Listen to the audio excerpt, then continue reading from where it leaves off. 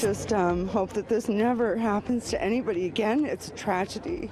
Tonight, a justice walk in Halifax to remember 22-year-old Destiny Rennie. Families say her death was preventable. We can continue being that role model, not only to those at home, but those within the army. A man from Fond du Lac Dene Nation in Saskatchewan has been promoted to Brigade Sergeant Major. Well, I knew that what the program stood for was important, and I just stuck to my gut. And celebrating 4 decades of excellence at Yellow Quill University College.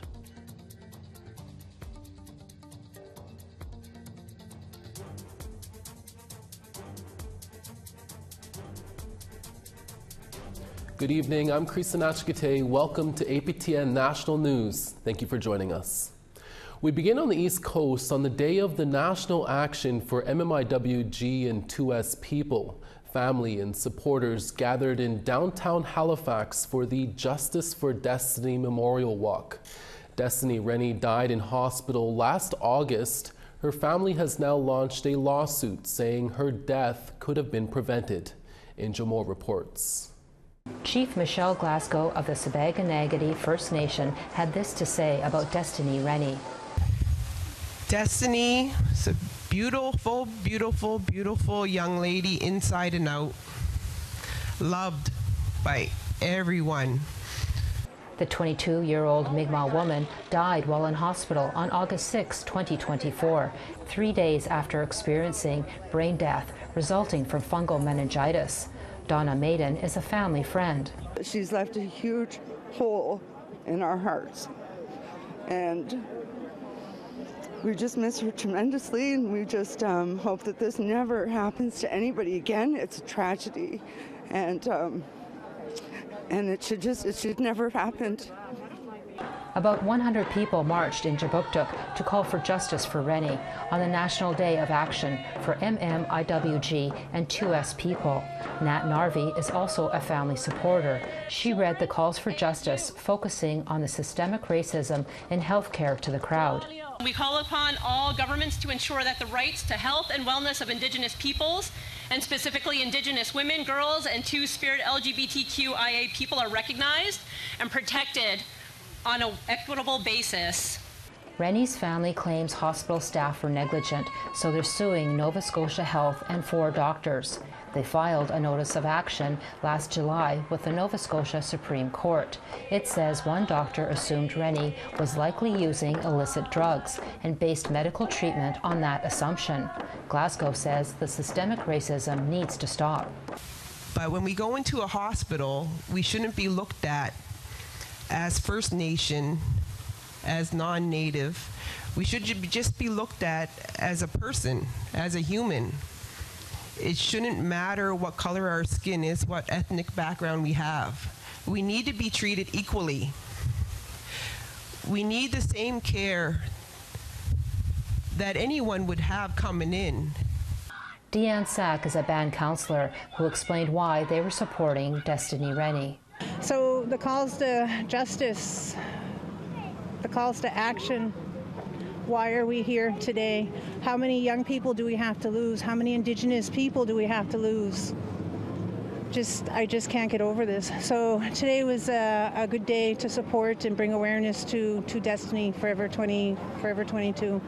The Nova Scotia Health Authority told APTN News since the matter is before the courts, they will not make any specific comments. Angel Moore, APTN National News, Jabuktuk, also known as Halifax. To Ottawa now, where the NDP took the Trudeau government to task during question period on Monday over its record on Indigenous housing. NDP MP Blake Desjardins said as many as 300,000 Indigenous people remain in inadequate housing. In his answer, Minister of Public Services and Procurement Jean-Yves Duclos blamed the previous Conservative government.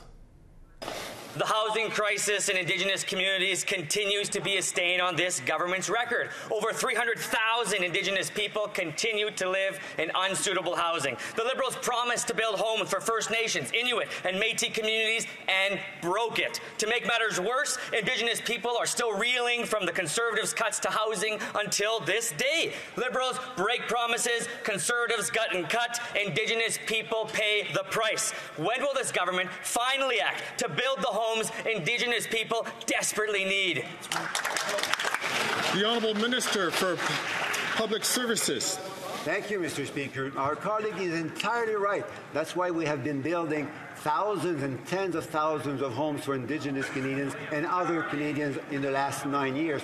Now, if we had built on the record of the Conservative leader with 6 affordable apartments in his entire mandate, we would be a long way from what is needed for Indigenous Canadians in 2024. In addition to that, as I said in French, the Conservative leader doesn't want to support seniors and Indigenous Canadians when they live in low-rent housing because he believes it encourages a sort of Soviet-style housing conditions. A court hearing in BC Supreme Court is currently underway that could potentially change the lives of thousands of Indigenous kids that were put into the child welfare system. APTN's Tina House has this story. A class action lawsuit against Canada and the BC government for the mistreatment of kids in the child welfare system was launched today. Lawyers representing them say many were taken away from their culture, families, and many were abused. It has the potential to impact up to 10,000 plaintiffs, says lawyer Angela Beskflug. We are here today seeking certification of an action on behalf of survivors of the Millennium Scoop, so off-reserve First Nation, Métis, and Inuit children, youth, and families. And so our position is, as against Canada and as against the province, that the system was flawed, it was broken, it prioritized removal over prevention services, it would have kept children with their families. Jessie Neal was once one of those kids. She says she grew up in the system and is here to fight for other kids who were also taken away. It's appalling to see how many young people are still treated inequitable and how much of the care population we make up, over 60% of kids in care in BC specifically are Indigenous and placed in non-Indigenous homes, and as a result have big holes in their lives. Laura Dobson is also another plaintiff. She says for kids in care, the number has surpassed kids that were in residential school, and the conditions are not much different in many cases. She wants to see some major changes for other kids. More resources, I think, like counseling, bridging the gaps, more supports, reunification. I know a lot of people say that there's lack of Indigenous homes for Indigenous children. For the next 5 days, Laura and Jessie, along with 2 other plaintiffs and their lawyers, will be presenting their evidence in court. The defendants have known about this for decades and decades and decades and have failed to remedy the situation. Because of that, our class members, our plaintiffs, have suffered harm. They can't be remedied by any compensation, but our goal is to, A, have the defendants acknowledge the wrongful behavior, B, get compensation for these plaintiffs and other class members, and C, try and get the defendants to change their way. The decision in this class action lawsuit is expected in the next 3 months. Tina House, APTN National News, Vancouver. 2 people have been arrested in the Attawapiskat First Nation in Northern Ontario following a drug raid by the Anishinaabe-Aski Police Services Intelligence Unit. In the early morning hours of Thursday, October 3rd, with the use of a search warrant, police entered a home in the First Nation where drug trafficking was suspected. Police seized an estimated $52,000 worth of drugs, including Oxycontin, Percocet, and methamphetamine pills, plus more than $11,000 in cash. 34-year-old Ryan Lutit and 27-year-old Patience Cassie Cedar Kustashin, both from Attawapiskat, were arrested without incident. The pair are facing several drug trafficking-related charges. They appeared for a bail hearing on October 4th.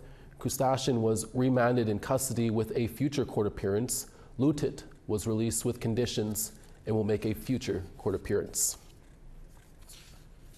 Indigenous Services Canada and the Assembly of First Nations have released a breakdown of estimated funding to First Nations by region over the next 5 years. The breakdown is part of the $47.8 billion reform of the First Nations Child and Family Services Program, ordered by the Canadian Human Rights Tribunal. Each region's dollar amount is based on the registered population on reserve and on Crown land and in the Yukon as of December 31st of last year. Ontario and Alberta will receive the most money at $3.6 billion and $2.5 billion respectively. Meanwhile, the Yukon will see the highest increase from its current funding at 70%. It's important to note these dollar amounts are only the 5-year term, not the 10-year term, and the current amounts are not yet determined and will depend on leadership to approve it. A man from the Fond du Lac First Nation is being recognized for his years of service. Plus, the Gabriel Dumont Institute is now offering an Indigenous doctorate program. Well, I think the key to moving forward is understanding the past, but yet moving forward in a positive manner.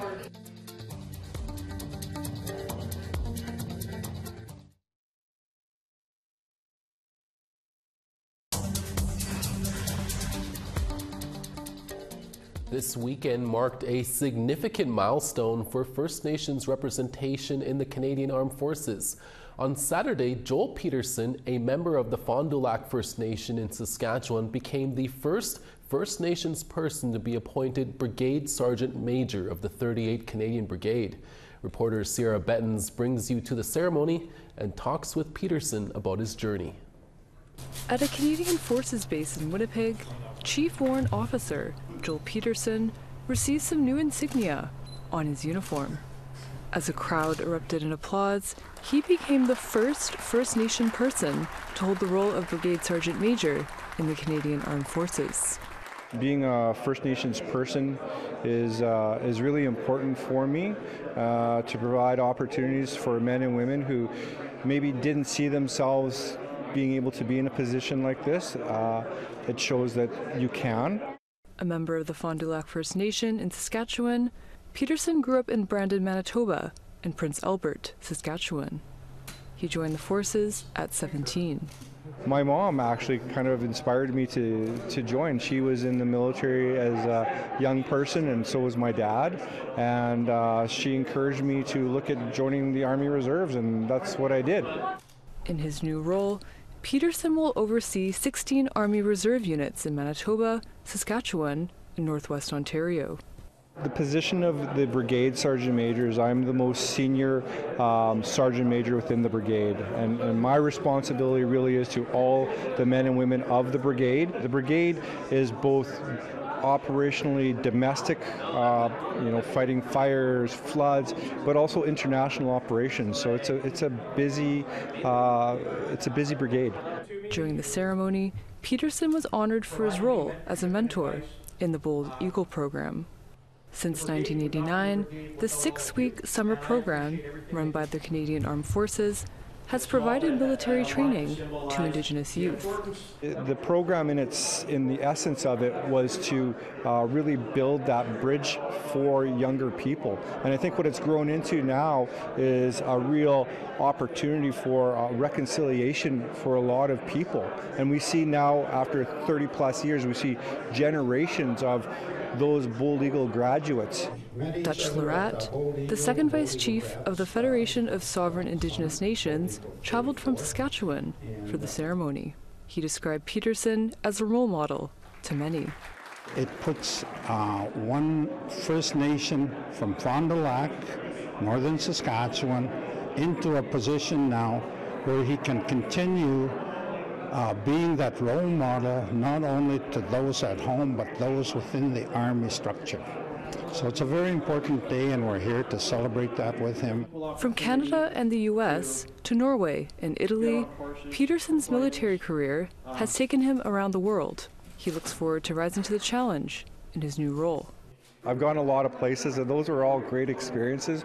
But where I'm at now is an opportunity to share with others the importance of what not only being a First Nation person can do, but also to ensure, you know, that the success of the Brigade as we move forward into, you know, into a time where we're going to be more in demand and more operational. Reflecting on his career, he shares advice for Indigenous youth interested in joining the forces. For those Indigenous guys and gals that are thinking of joining the military as a career, it's a wonderful career. There's lots of opportunities, and you know, when a door opens, you need to take the opportunity and step through it. Sierra Bettens, APTN National News, Winnipeg. Right on, Joel. Congratulations. The Gabriel Dumont Institute and the University of Regina renewed their affiliation agreement, committing to advanced educational opportunities for Métis people. Along with this new agreement, a new Indigenous doctorate program was launched. Video journalist Rachel May was at the event to hear what people are saying about the new program. I think we're in a wonderful time of cultural affirmation, of cultural renewal, of cultural opportunities. There are so many opportunities now that didn't exist, like even 10 years ago, for people to be involved culturally. The document signed between U of R and GDI renew a 40-year-plus partnership to deliver Indigenous education. Starting this year, master's degree holders can apply for a 3-year Indigenous education doctorate program. In addition to already holding a master's degree, applicants must have references from community elders and professional or academic sources. Lisa Bird-Wilson is the Institute's Chief Executive Officer. The deep, deep cultural and land-based aspects of this program are so impactful. I mean, we heard Joanne talking about her experience only since July. Once, you know, they spend 3 years together in this program as a cohort, doing so many land-based activities, really delving into, you know, the epistemology of Métis education, Indigenous education. The first group of PhD students started their doctoral journey at the Prince Albert GDI campus in July. Joanne Tremblay is a member of this first group, a teacher at Carleton High School in Prince Albert since 2001. And I think we keep saying we're the first group. We're going to be, I guess, the voice of the next group is what I look at it. But I always like to thank and think of all those prior to us who created that pathway for us. And in as far as Métis education and Indigenous education, but being the first group is pretty special. Students in the program will take 1 class per semester. The first course was Indigenous epistemology, the study of Indigenous knowledge and practices. The program is led by education experts, including the Dean of the College of Education at the U of R and Métis educators who incorporate traditional knowledge into each course. Tremblay says that programs like this are vital in ensuring that Indigenous cultural education is shared. Well, I think the key to moving forward is understanding the past, but yet moving forward in a positive manner. In a respectful manner. The current cohort of students will defend their theses in 2027. Rachel May, APTN National News, Saskatoon. Up next is photo of the day and tomorrow's weather forecast, plus how one First Nation-run post-secondary school is marking 4 decades in Manitoba. I always believed that Yellow Quill would become accredited, and I stayed here because it offers Indigenous instruction from Indigenous instructors.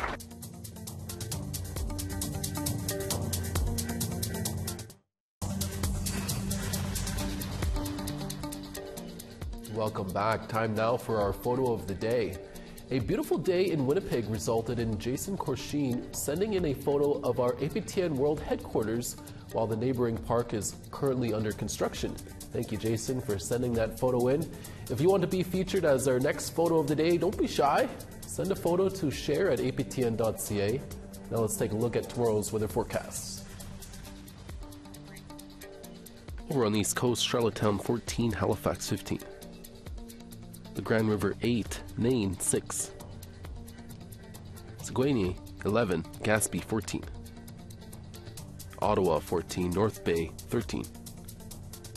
12 in Sudbury, Timmins 7. Churchill 6, Thompson 11. Brandon 24, Gimli 18. 26 in Swift Current, Yorkton in 20. La Ronge 17, Stony Rapids 14. 14 in Rain in Peace River, Fort McMurray 20. 21 in Calgary, Red Deer 22. 22 in Penticton, Quesnel 16. Fort Nelson 11, Dease Lake 7. 3 in Beaver Creek, Mayo 7. 9 in Yellowknife, Fort Simpson 10. Fort McPherson 2, Sax Harbor -1. Baker Lake 4, Chesterfield 4.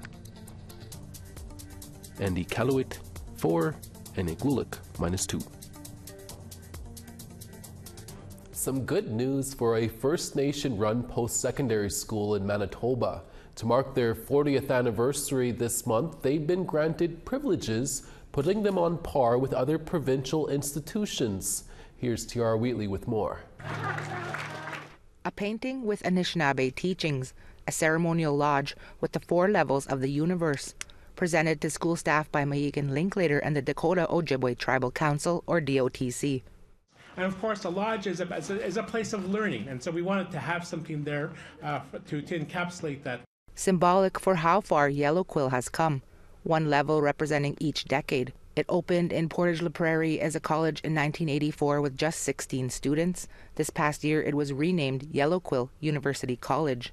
Now there are nearly 500 students on 6 campuses across southern Manitoba, the biggest one here in Winnipeg on Long Plains Urban Reserve. This month, the province officially granted accreditation for the First Nations Bachelor of Teaching degree program. One, will be faster to get more teachers in front of students in the classroom, which we know representation is so important.